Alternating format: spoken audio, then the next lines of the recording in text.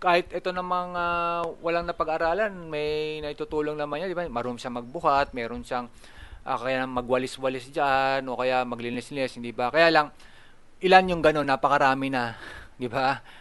Parang kahit hindi ka pumasok sa paaralan, magagawa mo na, hindi ba? Ba't pa may paaralan? Kaya yun din tinatanong nila eh, di ba? O, ba't ba tayo gagasa sa paaralan? Wag na tayong gumasa sa paaralan.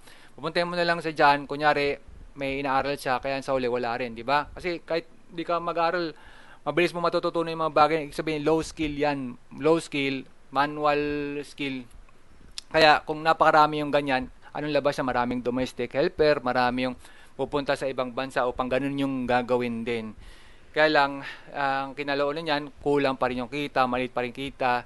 Di ba? Ganun naman parati yung nagiging suliranin dyan at yun yung parating reklamo ng mga tao, kulang ng pera, walang pera, ganun, hindi ba? Kasi yun nga, yung skill level napakababa.